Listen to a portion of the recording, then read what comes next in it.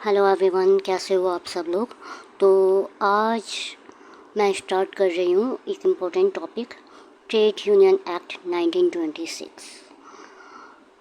इस एक्ट में मैं आपको पीवाईक्यू एनालिसिस भी करवाऊँगी। मैं पहले आपको ये पीडीएफ दिखा देती हूँ। PYQ analysis plus bare act, complete bare act. ठीक है, आप ये पीडीएफ देखो। इसमें मैंने एक्स्ट्रा भी मेंशन किया हुआ है कि जैसे कौन कौन से फॉर्म फिल किए जाते हैं। ठीक है, अपार्ट फ्रॉम दैट कौन कौन से पीवाईक्यूज़ प्रीवियस ईयर में आए हुए हैं, ये देखो। ठीक है, कौन कौन से पीवाईक्यूज़ प्रीवियस ईयर में आए हुए हैं वो सारे, और डायरेक्ट बेयर एक्ट से करवाऊंगी मैं। तो ये लेक्चर आपके लिए बहुत ज़्यादा फ्रूटफुल रहेगा। ये देखो आप, मैंने इसमें काफ़ी अच्छे से ये प्रिपेयर किया है, हाईलाइट वगैरह करके, और पीवाईक्यूज़ भी ऐड किए हैं। तो इस लेक्चर को ज़्यादा से ज़्यादा सपोर्ट करना और फॉरवर्ड करना। ठीक है, एंड ये तो हो गई हमारी पीपीटी की बात की, मतलब पीडीएफ की बात, कि पीडीएफ में मैंने कैसे मॉडिफिकेशन किया है और कैसे क्या ये सब। और लास्ट में देखो, मैंने आपके लिए इसके ये एएलसी एग्ज़ाम में क्वेश्चन आए थे, एपीएफसी में भी आए हुए हैं,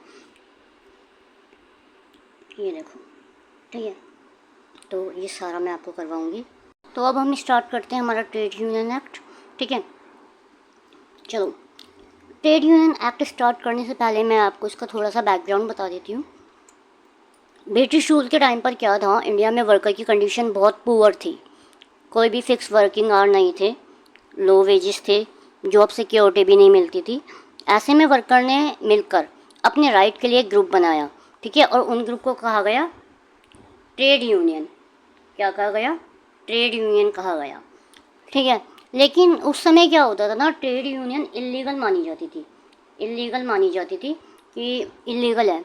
तो इसी प्रॉब्लम को सॉल्व करने के लिए 1926 में एक स्पेशल लॉ पास होता है, जिसे हम लोग कहते हैं ट्रेड यूनियन एक्ट।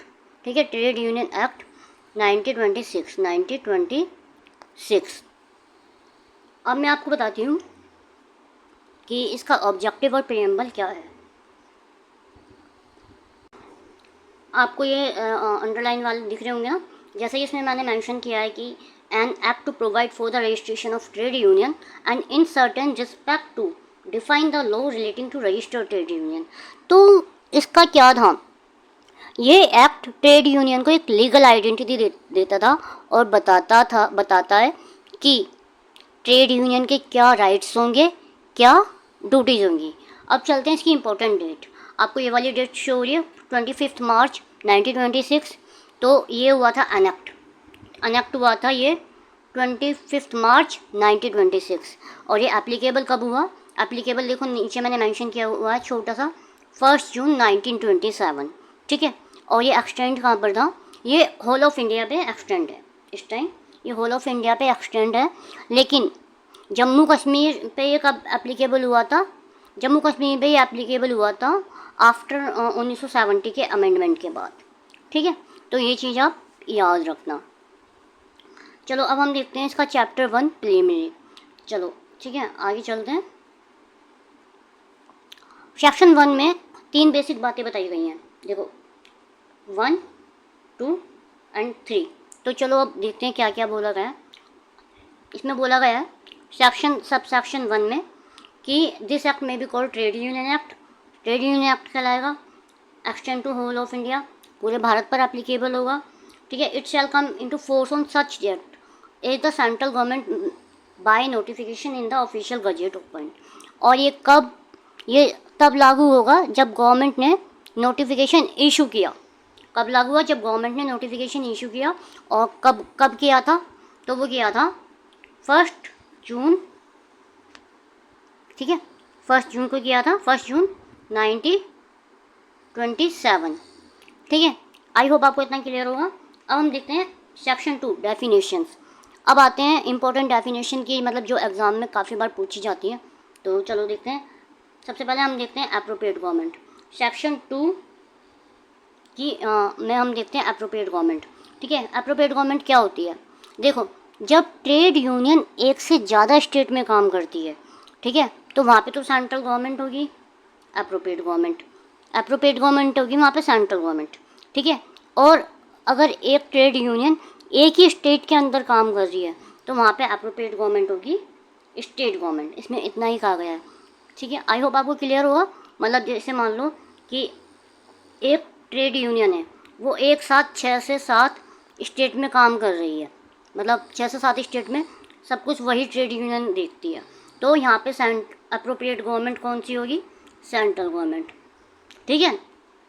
और एक स्टेट है, वहाँ सिर्फ एक ट्रेड यूनियन है, तो यहाँ पे appropriate government state government. Clear है? आई होप आपको ये अप्रोप्रिएट गवर्नमेंट समझ में आ गई होगी अच्छे से, ठीक है। अब देखते हैं एग्जीक्यूटिव। एग्जीक्यूटिव का मतलब क्या होता है? Executive means the body by what ever name called to be which the management of the affair of trade union is interested. तो इसका मतलब, एग्जीक्यूटिव का मतलब होता है वो बॉडी या कमेटी जिसके पास ट्रेड यूनियन के मैनेजमेंट का कंट्रोल होता है, ठीक है। समझ में आया? वो बॉडी या कमेटी जिसके पास ट्रेड यूनियन के मैनेजमेंट का कंट्रोल होता है, ठीक है। फॉर एग्जांपल आप ले लो, जैसे प्रेसिडेंट, सेक्रेटरी, ट्रेजर्स या एग्जीक्यूटिव हो गए आपके, ठीक है। ये भी क्लियर हो गया। अब आते हैं office bearer. Section 2B, office bearer कौन लोग होते हैं? In case of trade union include any member of the executive but does not include an of auditor, ठीक है। देखो, ऑफिस बियरर कौन होते हैं? ये वो लोग होते हैं जो यूनियन की एग्जीक्यूटिव बॉडी में होते हैं, ठीक है। एग्जीक्यूटिव मतलब जो यूनियन की बॉडी में होते हैं, सॉरी, इसमें, लेकिन इसमें कौन इंक्लूड नहीं होता? इसमें ऑडिटर इंक्लूड नहीं होता, ठीक है। आई होप आपको ये भी क्लियर होगा, तीनों डेफिनेशन क्लियर होंगी। प्रिस्क्राइब इतनी इंपॉर्टेंट नहीं है। अब आते हैं रजिस्टर्ड ऑफिस। रजिस्टर्ड ऑफिस का मीनिंग क्या होता है? ये तो सिंपल सा है कि ये तो आपको ही पता होगा कि एक ऐसा ऑफिस जो किसी यूनियन के पास रजिस्टर्ड हो तो वो रजिस्टर्ड ऑफिस कहलाएगा, है ना। ये लिखा हुआ है ना, mean that office of trade union which is registered under this act, है ना। कि मतलब एक ऐसा ऑफिस जो किसी रजिस्टर के पास, किसी ट्रेड यूनियन के पास रजिस्टर्ड है तो वो कहलाएगा रजिस्टर्ड ऑफिस। अब देखते हैं सेक्शन 2F, रजिस्ट्रार। रजिस्ट्रार का मतलब क्या होता है? सबसे पहले तो ये देखते हैं कि इसे अपॉइंट कौन करता है। इसे अपॉइंट करती है आपकी अप्रोप्रिएट गवर्नमेंट अंडर सेक्शन 3, ठीक है। एंड इसमें कौन कौन इंक्लूड हो सकते हैं रजिस्ट्रार में? एडिशनल और डिप्टी रजिस्ट्रार इंक्लूड हो सकते हैं, ठीक है। अब सिंपल लैंग्वेज में मैं आपको बताती हूँ कि रजिस्ट्रार कौन होता है। देखो, रजिस्ट्रार वो अथॉरिटी होती है जो ट्रेड यूनियन का रजिस्ट्रेशन करती है और रिकॉर्ड मेंटेन करती है, ठीक है। आई होप आपको ये क्लियर होगा।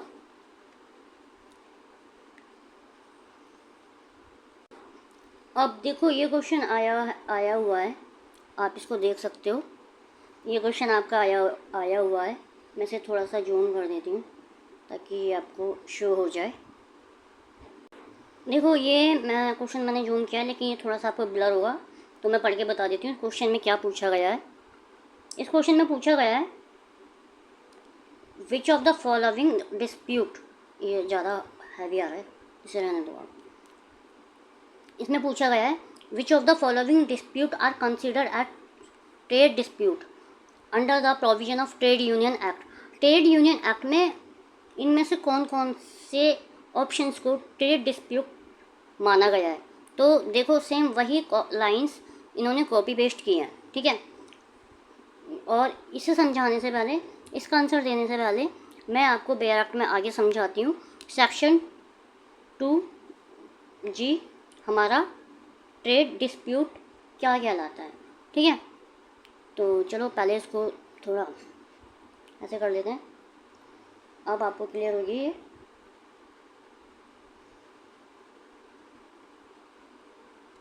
Trade dispute mean any dispute between employer and workman or between the workman and workman, employer and employer, which is connected employment or non employment।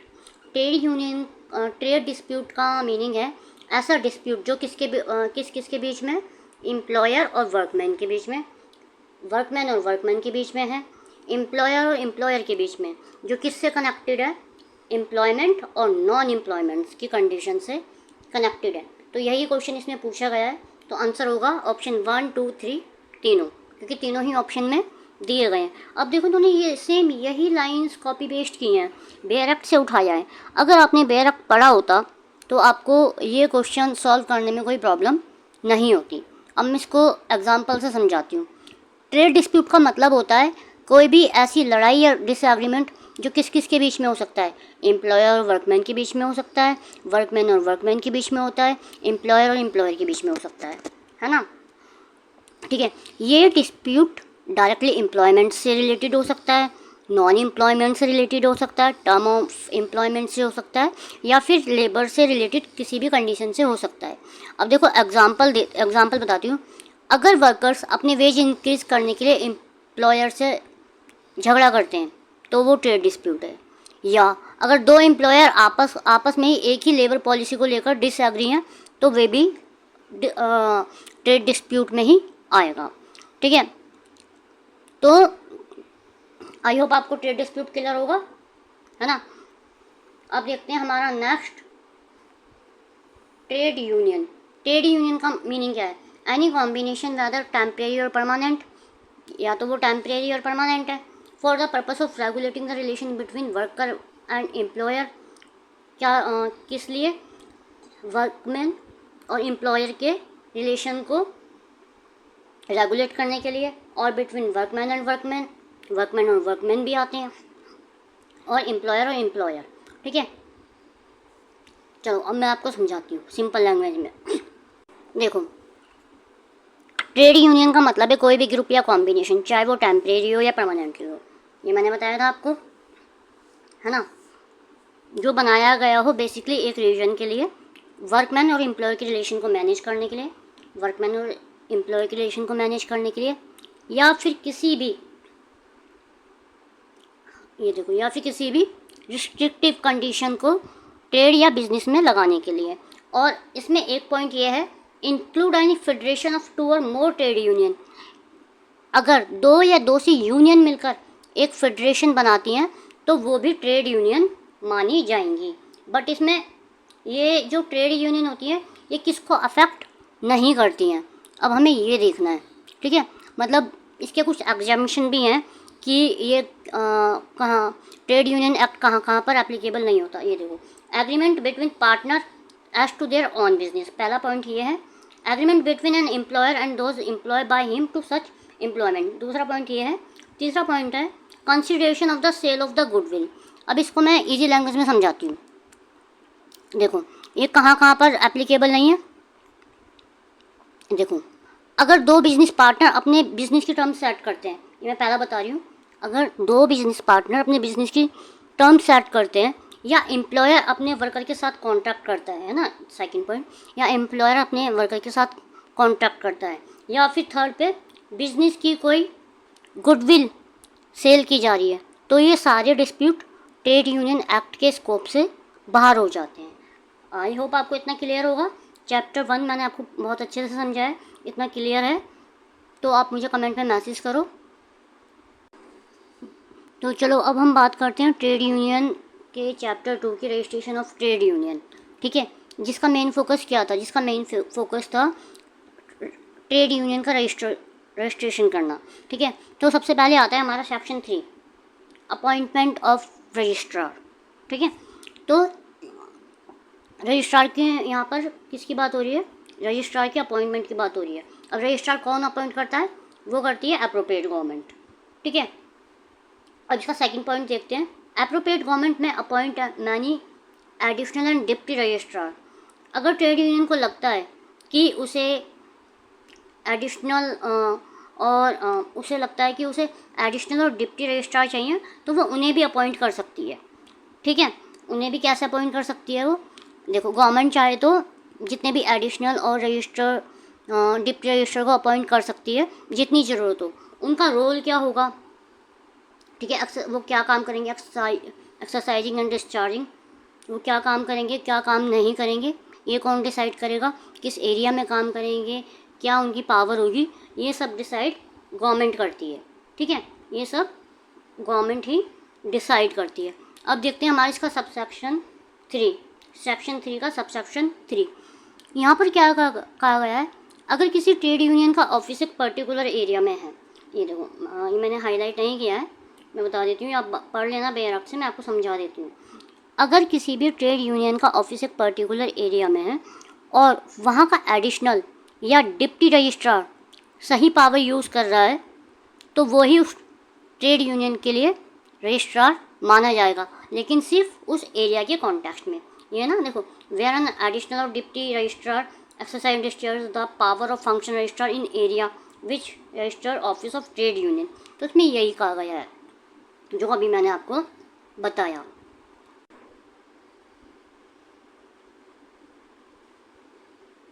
अब आते हैं हमारे section number 4, mode of registration. Section 4 क्या कहता है? Section 4 कहता है कि ट्रेड यूनियन का रजिस्ट्रेशन कैसे होता है। देखो, इसमें मैंने कुछ ज़्यादा हाईलाइट नहीं किया है। देखो,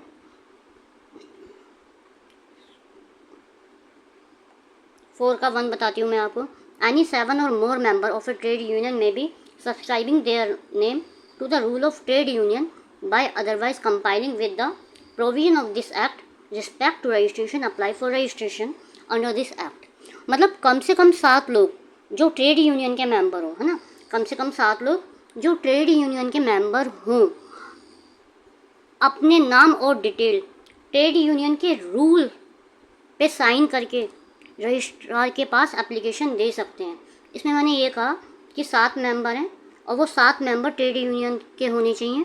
ठीक है, वो अपने नाम और डिटेल ट्रेड यूनियन के रूल्स पर, ट्रेड यूनियन के रूल्स पर साइन करके रजिस्ट्रार के पास अपनी एप्लीकेशन दे सकते हैं।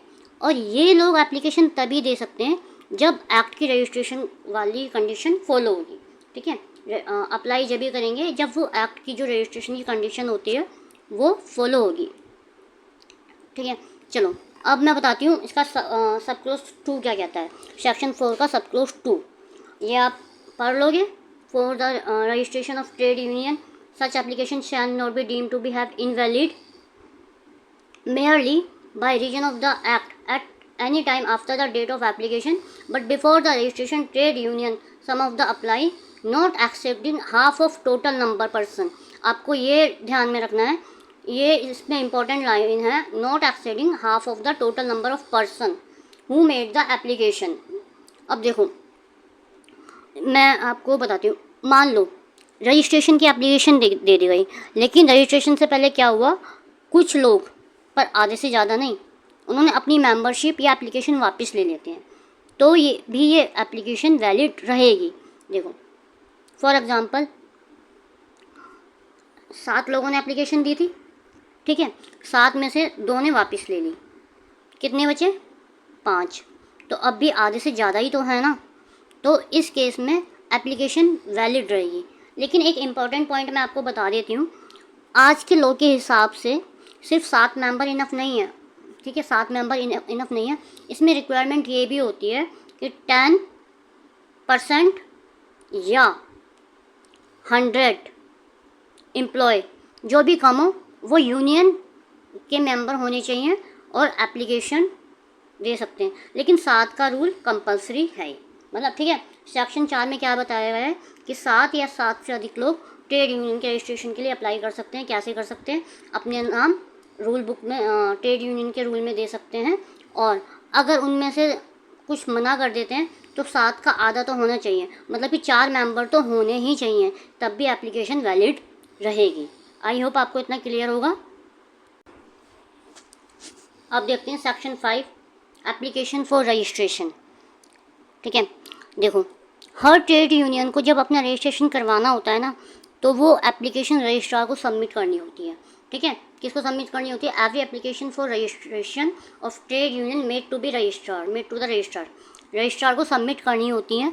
लेकिन एप्लीकेशन के साथ क्या देना होता है? Shall be accompanied by a copy of the rule of trade union trade union application के साथ क्या सबमिट करना पड़ता है, उसके साथ सबमिट करना पड़ता है, साथ में उसको एक कॉपी देनी होती है ट्रेड यूनियन के रूल्स की,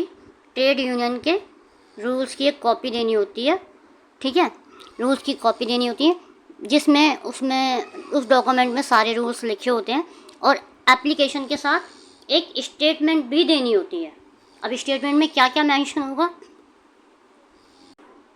क्या क्या मेंशन होता है। Point A, name, occupation and address of member making the application. सभी मेंबर जो एप्लीकेशन कर रहे हैं उनका नाम, ऑक्यूपेशन और एड्रेस लिखना ज़रूरी है। एग्जांपल मैं बताती हूँ, जैसे एग्जांपल में आप लिखो रमेश, ये हो गया नाम, ठीक है, काम, उसका काम क्या है, वो फिटर है, ऑर्गेनाइजेशन में फिटर, ठीक है। एड्रेस क्या है, एड्रेस कानपुर। तो इस फॉर्मेट में ये पहला क्लोज होना चाहिए। Point B, the name of the trade union and address of its head office. Trade union का नाम और उसका एड्रेस, ठीक है। जैसे एग्जांपल ले लो, कानपुर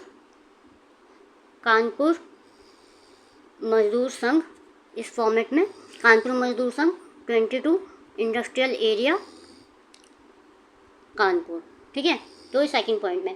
थर्ड पॉइंट में title, name, age and occupation of the office bearer. Office bearer का नाम, एज और एड्रेस होनी चाहिए कि उसका क्या नाम है। जैसे example Suresh Kumar, as 35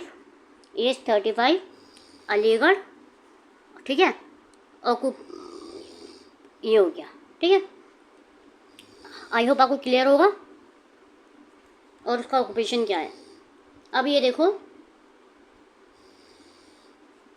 section 5 का sub clause 2, where a trade union has been in existence for more than 1 year before making the registration of the application for its registration shall be delivered to the registrar together with the application a journal statement of the assets and liability of the trade union prepared in such form and containing particular as may be prescribed।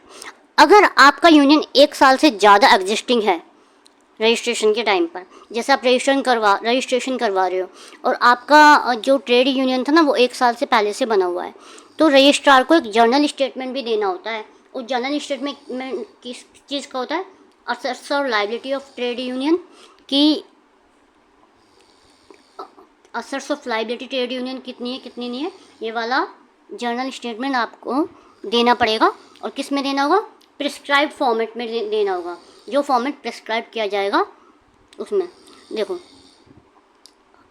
इसे कह सकते हो आप, जैसे आपका union 1 साल से पुराना है तो आपको यूनियन के पास कितना पैसा है, क्या क्या लायबिलिटी है, वो सब एक फाइनेंशियल स्टेटमेंट बनाकर आपको रजिस्ट्रार को देनी पड़ेगी, ठीक है।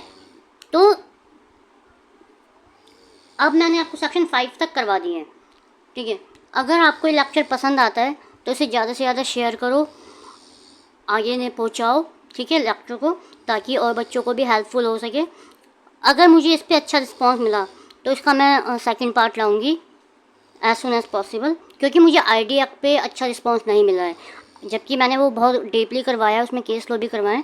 और अगर आपने आईडी एक्ट नहीं देखा है तो आप जाकर देख सकते हो। बाकी मैंने पीडीएफ आपको दिखा दी, इसमें पीवाईक्यू एनालिसिस सारे हैं, क्योंकि अगर मैं एफर्ट कर रही हूँ तो मैं भी आपसे एक्सपेक्ट करती हूँ कि आप भी लेक्चर को ज़्यादा से ज़्यादा शेयर करें। Bye bye guys, thank you.